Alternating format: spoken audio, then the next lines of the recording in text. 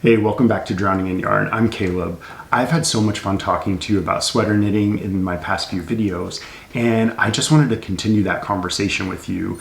I have so many friends who are way better knitters than I am, and I thought that getting their input on sweater knitting might be valuable. So I asked a few of those friends to share some of their favorite tips for sweater knitting. So if you want to learn from some excellent knitters, including Stephen West, if you stick around to the end, then don't go anywhere.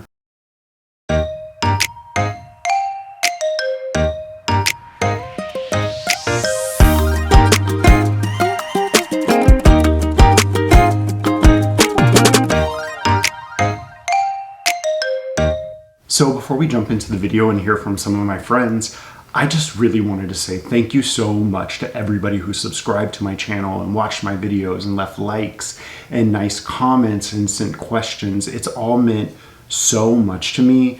I have had so much fun doing this. It's something that I've wanted to do for a while, and to feel so embraced by everybody watching is the most amazing thing. So thank you so much. If you want to continue to support my channel, definitely hit the subscribe button if you haven't already, if you want to see what I have coming up, and hit the like button if you're getting some value out of this video while you're watching. So for our first tip, I asked my good friend Laura McDougal. She is a teacher at Knit One Chicago, my local yarn store that you've heard so much about, and she also sells yarn there. She has given me so much good advice on picking yarns, colors, helping me with patterns. She knows her stuff, and she's knit a million beautiful sweaters. So I asked her to give you all a tip. So here's Laura with some tips on finishing the underarms of your top-down seamless sweaters. Hi, I'm Laura, and my sweater tip for you is using Kitchener stitch in the armpits of your sweaters. Some sweaters will have you bind off your stitches in your armpit and then pick up around the sleeve to finish your sleeve. This leaves, as you can see, just a tiny little bump in the least comfortable place on earth, your pits. My preferred method is to put the sweater body stitches on waist yarn and my sleeve stitches in the armpit on waist yarn, and then at the very end of my sweater, graft them together. You might be wondering, will that leave giant holes on either side? It doesn't matter, because you can just leave yourself an extra long tail on both sides and use your waist yarn to zip that hole together. You're already making a seamless sweater if you're knitting in the round, so why not go that extra mile and get rid of that seam in the most annoying place ever, right in the old armpits? Don't be intimidated by Kitchener stitch. There's so many YouTube tutorials out there and handy dandy resources like this handy Kitchener stitch keychain that's custom branded by Knit One Chicago. I work there. So don't be intimidated, and why not go the extra mile to make your sweater that much more comfortable and wearable for years to come? That was a great tip. Thanks, Laura. For the next tip, I asked my friend Tommy Schafer to share some of their favorite tips. Tommy is an up-and-coming designer. They've released a number of patterns, including their first sweater, the Prairie Window Sweater, which is live on Ravelry. I'll show you some pictures because it is gorgeous. So let's go over to Tommy and see what they have to say. Hi, my name's Tommy. You may know me as Edible Chrome on Instagram, and I have a couple sweater tips for beginner sweater knitters. I have two sweaters here. The one I just finished most recently was actually yesterday. It took me 16 months to knit, whereas this sweater took me about 2 weeks to knit. And so my first big tip is that if you're going to start knitting a sweater, make sure that you work on it a little bit every day.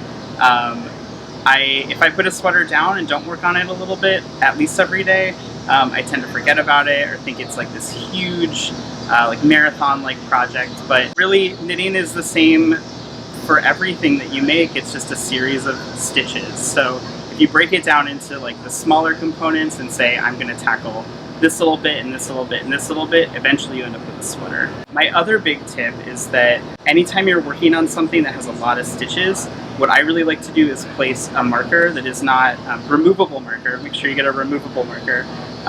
You have your beginning of the round marker, but then a removable marker will help you see that you're making progress from that spot. So, for example, if I'm knitting this sweater here, top down, when I get to the body, I have 200 stitches, and that feels like a lot. I would put a stitch marker at the end of the yoke, and then continuously knit so that I can see that I'm making progress from there. And then I usually decide to either put every 10, if you're working decreases along the sleeve, a lot of people do this, putting stitch markers along the edge there on the sleeve.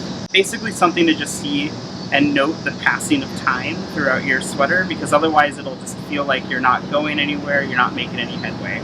On this fingering weight sweater, I had about 400 stitches in the body, so doing one round could take up to like a half an hour, and that definitely didn't feel very good. So maybe the reason I put it down for a little bit. Thanks, Tommy. That was awesome. I think those tips are really going to help people who are just starting out with their first sweater, or maybe one of their first sweaters, and really want to make a difference in that process. The next tip will also be really helpful to those first time or brand new sweater knitters who are having a little bit of trouble getting two sleeves that look exactly the same. Next up, I asked my friend Allie from Allie Cat Knits on Instagram for some of her tips. She is the creator of the popular series Alternative Kits for Popular Knits. It's a series of yarn substitution guides for popular patterns that helps you get over that fear of substituting a yarn when you're maybe not able or don't want to purchase the pricier yarn options. Her alternative kits include more budget-friendly economical options that will still make a great sweater. Hi everyone. So my tip is for after you have made the body of your sweater and you're ready to move on to your sleeves. This is Birkin by Caitlin Hunter. I just finished it last week, and so of course I had to use it to show you my favorite tip. When you make your sleeves, every time you make a decrease, place a locking stitch marker at that decrease. This is going to tell you a wealth of information. I love this tip so much, and I use it every single time I make a long sleeve sweater. So when you place your stitch markers, you're going to be able to know your stitch count, how many decreases you've made, how long it's been since your last decrease. I could go on and on and on about how awesome this method is. It's such an easy way to keep a visual blueprint of how you knit your sleeve.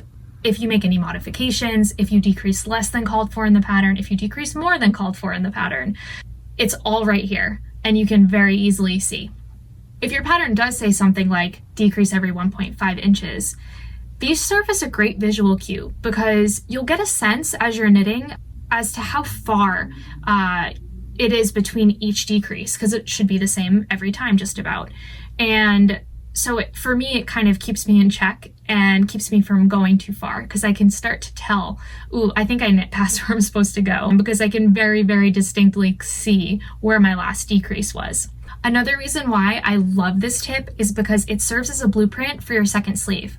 I leave these stitch markers on until I'm completely done with my project. And the reason why is because this is a great visual for exactly where you made decreases when you made your first sleeve. I'm guilty of putting my project down and getting onto Sleeve Island and then needing a break.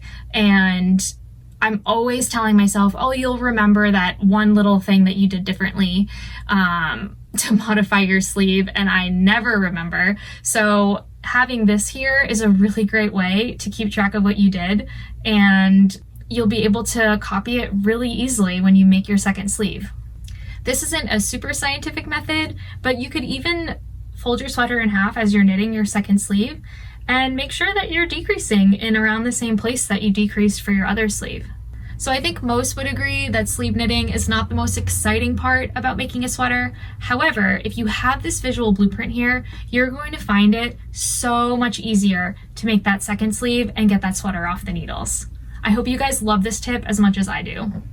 Thanks, Allie. I could have definitely used that the first time that I knit my sleeves one at a time. I think my first two sweaters I did 2 at a time sleeves, and the first time I knit them one at a time, I was so terrified to end up with sleeves that were not the same, and that would have saved me from having to be that much of a nervous wreck the entire time I knit those sleeves, which ended up looking just fine, but it would have saved my sanity. So next up we have Allyson Dykhuizen. She is a designer and one of the owners of Knit One Chicago. She also, like Laura McDougal, teaches online classes. During this pandemic, you can take a virtual class from anywhere in the world. So head on over to Knit One Chicago's website. I'll leave the link below and you can check her out or shop from her store. But right now, listen in while she gives us some tips on knitting a sweater. Hey knitters, Allyson here from Knit One. My best tip for sweater knitting is definitely to just take your pattern punctuation mark to punctuation mark.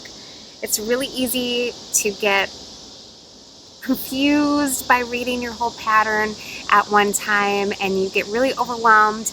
But if you look at the things that it says to you, just breaking it down, punctuation to punctuation mark, you can do all of those things. You can knit two, you can knit a rib, comma, you can do this, comma, you can do this period. Just break it down, punctuation to punctuation mark, and really you can do all of those things, and in no time you'll have a beautiful sweater. Now, Allyson knows her stuff. Check out her Wilson tee. It's perfect if you don't live in a climate that requires a woolen sweater all that much. You can knit a cotton tee that's perfect for a warmer winter, to layer, or for summer. Thanks, Allyson. Now, the next tip comes from somebody that you all know, Stephen West. Listen to what he says, but take it with a grain of salt. He claims to not swatch, but I've heard that he does on occasion. Hello, I'm Steven, and I'm addicted to shawls, but sweaters, they're okay too, I guess. My top tips for sweaters would be don't do gauge. Just try it on as you go, and if it's too tight, then you have a fitted sweater. And if it's too loose, then you have an oversized fit, which is really in right now, so you can't go wrong there. I always go down one needle size for the collar and the cuffs of my sweaters, and that makes them more tight and crispy, and I think they frame the sweater nicely, and they don't flare and stretch out over time. So whatever needle size you use for the body of the sweater, go down one needle size for the collar and the cuffs, and just remember to alter the pattern as you see fit. Change the colors, make it your own. Don't take things too seriously, because sweater rules are like bamboo double-pointed needles, okay? They're meant to be broken. So have fun, and I can't wait to see all your sweaters. Thanks, Stephen. I'm completely honored that you agreed to appear in my video, and your advice is invaluable. Stephen has inspired so many people to get outside of their comfort zones with design and with color, and we're so lucky to have a tip from him today. Now, last but probably least is my final tip on sweater knitting, at least for now, which is when you're knitting sleeves two at a time, like I'm doing on this Cozy Classic raglan, use a kitchen scale to divide your yarn into two balls. I had two balls of mohair that I could use, one for each sleeve, but for all my other yarn, I had one ball and I needed to divide it equally.